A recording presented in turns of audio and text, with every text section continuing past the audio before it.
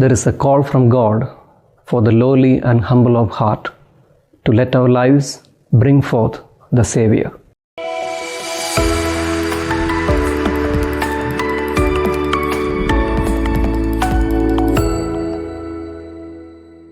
Dear brothers and sisters, ask the Lord your God for a sign for yourself, Prophet Isaiah said. King Ahaz was concerned about the attack planned by neighboring nations. He and his people were terrified. The sign given was not a crown or a scepter or a hammer, which would be a fitting sign for overthrowing of attacking nations and avenging their cruelty. Instead, the sign given was a maiden with a child. The sign of the maiden with child was both a sign of consolation and of a challenge. Consolation that they will be protected by God, and a challenge for renewing their unchanging trust in God who is with us. God is our refuge and our fortress, a sure help always present in times of sorrow. Readings these days tell us about birth events bringing great joy. They all experienced that God has been gracious and God is with us.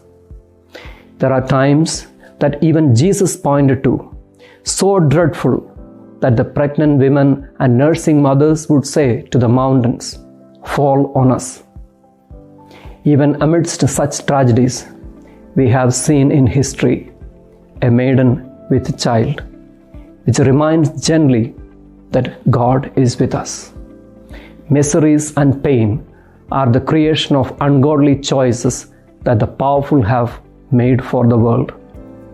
There is a call from God for the lowly and humble of heart to let our lives bring forth the Savior. Mary conceived in her womb the Word. We see Emmanuel face to face. The reality of Emmanuel will be a living experience when we allow the Word to take flesh in us.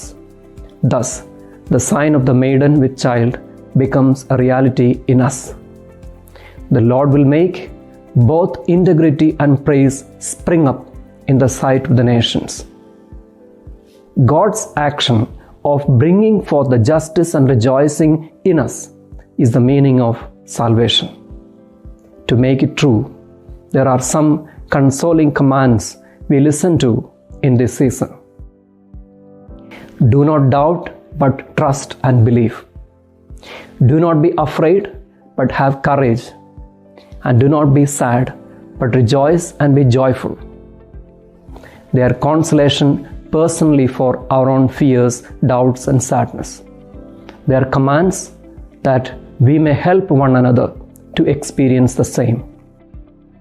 Emmanuel in us means He has anointed me to bring good news to the poor, to bind up hearts that are broken, to proclaim liberty to captives, freedom to those in prison, to proclaim a year of favor from the Lord.